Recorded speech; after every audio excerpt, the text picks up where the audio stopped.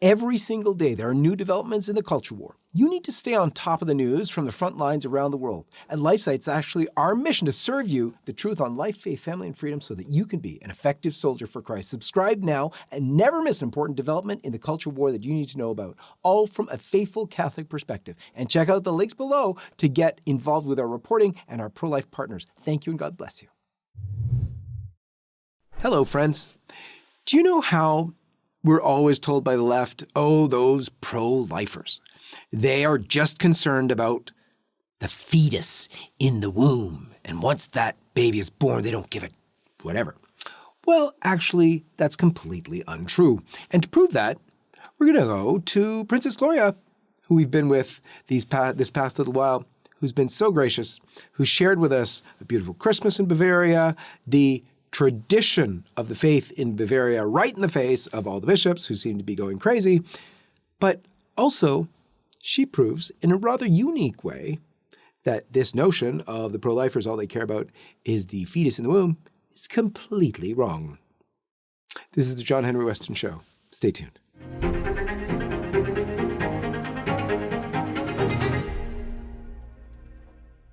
Hey everyone, I have a time-sensitive announcement to share with you.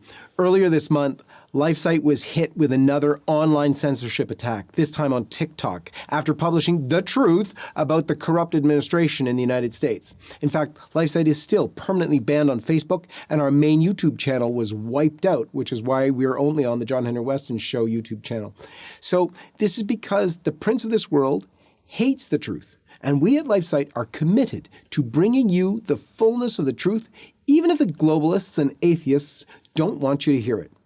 To help us push forward with our truth-telling mission, I urge you to join us during this special Advent and Christmas season with your prayers and almsgiving. Help us at LifeSite build a culture of life for you, your children, your grandchildren, in the face of massive opposition. By uniting your prayers and your giving with us at LifeSite, you promote our pro-life and pro-family mission of building a culture of life around the world.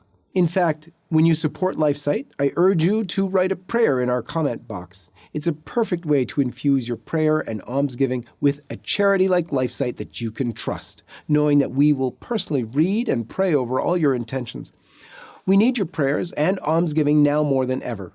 We at LifeSite must reach our end of the year fundraising goal, and we have no corporate sponsor, which makes LifeSite's grassroots support from people like you miraculous.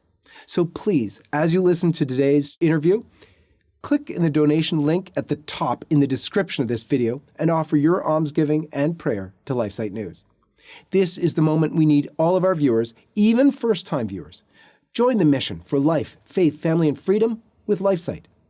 Join us now with a financial gift of any amount by clicking the first link in the description below and be a force for good in the world. Also, don't forget to pray with your financial gift. Every little bit helps.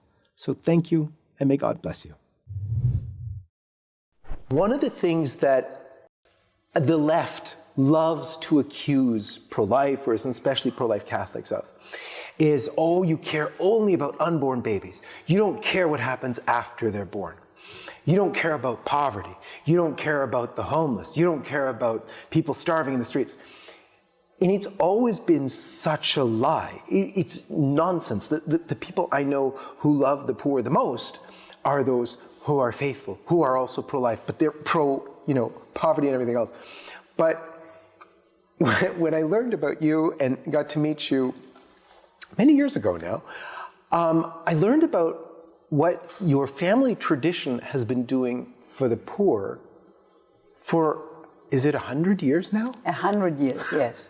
So if you can just explain that, I think it's so beautiful, but it also serves, especially nowadays, to show how false it is, this accusation against pro-lifers, against faithful Catholics, that they don't care about the poor. And it's ridiculous because if you go to the poor countries, the only ones who will really feed the poor and give them health care and schooling and food is the Catholic Church. And of course, we have to say also some evangelicals do very good charity work in the poor countries, India, Africa, South America. But I don't see the George Soros people feeding children and giving money to Christian kindergartens. So they only learn how to play with sex toys. That's what their education is all about. So that's a ridiculous lie. But we know that the prince of the world lies.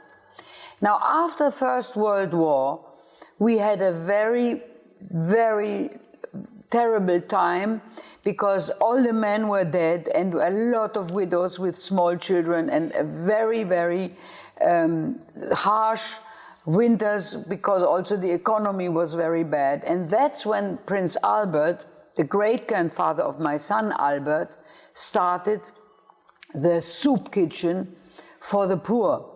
And it became a huge success. And unfortunately, there are still enough poor people today that we could never close the kitchen for the past 100 years. So last year or 2 years ago, 2 years more, no, in 2018, we celebrated 100 years of soup kitchen for the poor. Wie viele Leute kommen jeden Tag? Also jeden Tag kommen hier so zwischen 125 und 130 Leute hierher. So from about 125 to 130 people every single day. And the food is very good and it is cooked right there. There is a kitchen there and the room where they eat is the most beautiful and the most precious room of the whole palace. Why? Because it is the Baroque dining room, refectory you call it, for the monks, because St. Emmeram, this place, was a monastery before Napoleon came and expropriated the church. And through this anti-Catholic action, a lot of priests lost their belongings. They were expropriated and sent to the streets. And the government remained with all this church property. And when the Tonotaxis family got expropriated, they had a business which was the postal service throughout the Holy Roman Empire. And it was in Germany, they basically covered all the states, and there were many states. And all the new kings formed by Napoleon, he gave them the title king because he needed soldiers to go and fight the Russians. So he basically said to Bavaria and to Württemberg and to Saxony, if you give me your men to fight Russia, I will make you a king of your realm. And so princes, sovereign princes like my family or other families got expropriated by Napoleon, and then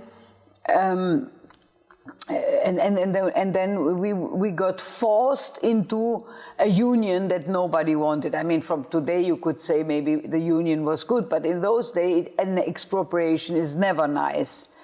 So because we lost the property and the church lost the property, when Tonotaxis lost the business of the postal service, the government just said, okay, we will give you this, because it was sitting around with no occupants. They gave the Tonotaxis to pay a remuneration for the postal service. They gave him Regensburg and also the forestry that comes with it. So that's how they ended up being landowners, where before they were entrepreneurs. They were running a operative business, postal service. And what is, for you, the motivation in terms of, well, you know that they're poor and you want to do it out of the goodness of your heart as well, but is there a spiritual motivation in it? You have the 7 Gaben der Barmherzigkeit. How do you say that in English? The Evangelical Council. Yeah, the Evangelical Council, where you feed the poor, you go and visit the sick, you bury the dead, you counsel the ones that need counseling, you forgive. These are very, very strict rules. You visit the ones in prison, you help them to get free, which can also mean a religious teaching, because some people are in the prison of their own wrong thoughts. So to free somebody can also mean it's not necessarily helping break out of jail, but help him break out of his own jail sometimes. That last aspect of... And feeding the poor. Yeah. But that last aspect you were talking about freeing them from their own inner jail, bringing them to the faith and so on. Have you seen that as part of your service to the poor? Have you ever seen people come to faith or appreciation because of they recognizing what you're doing, the faith in it? Have you seen any conversions that way? That is very, very difficult to say because there is always multiple factors. For my personal input, I have 2 friends that have actually converted to Catholicism. But was that my influence, or was it because I introduced them to very good priests and they came to the conclusion it's nicer to be Catholic? That I couldn't say. But of course, the aim is to, through your own life and through your example, that other people get attracted by Christianism. And we are more and more in the times like in the Roman times where paganism is around. And so, but some people, even in the Roman time, they admired the Christians because they said they are nice people, they are genuinely nice people, and they're not so selfish, and they're kind. Mm-hmm. That is one of the things with you particularly. You don't hide your Christianity, you don't hide your Catholicism, even though that can make it particularly awkward. One of the, for instance, you're friends with Hillary Clinton, and so that must be kind of awkward. I don't know if you're able to share any of that, but what has it been like in those kinds of circles where you're still Catholic? Will you still make the sign of the cross, or will you, No, well, first of all, you have to say that especially Hillary Clinton and also her daughter and her family, they view themselves as good Christians. Okay. They are not aware that they favor something that is absolutely no-go zone for a Christian. They don't see that. And I think that's the problem of today. But you see, 95% of our lifetime we spend with people that don't share the same religious views as we do, because we are surrounded in a pagan and a very secular world. And so you also don't want to be too obnoxious and you don't want to be too pushy. I mean, I will always answer questions if I'm asked, and if the conversation evolves, I will use my arguments to persuade people why I believe and why I think it's the best religion there is. When you're dealing with people in other faiths or no faith at all, no faith is also a faith. If you don't believe in anything, you still believe in nothing. And nothing, you believe in nothing, but you believe in nothing. It's also a belief. Yeah, sometimes it takes more faith to believe in nothing than it does to believe in the absolutely. truth. Absolutely. Yeah. And so finally, just a last word with regard to poverty and helping out the poor. Mother Teresa said when she came from India to America, she said, in India, we are very poor, but here there's a greater poverty in that they are lacking faith in Jesus Christ. What do you think when you heard her say that?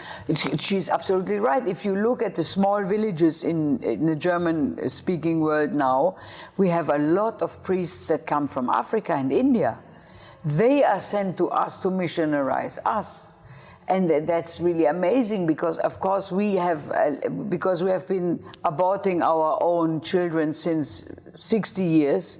Of course, we don't have enough offspring to create priests. That's why we have to bring them in from the other countries. But that's a good thing because it shows them that the first world is in need.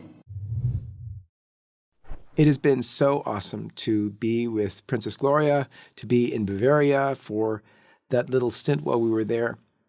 We wanted to bring you, hopefully, what we did. Joyful and holy celebration of Christmas that you could enjoy and watch it being played out in a traditional fashion. Also to resurrect the image of Germany, which has been so tainted by the unfaithfulness of so many of their bishops. As you could see, there are still faithful and holy Catholics in Germany fighting for the faith.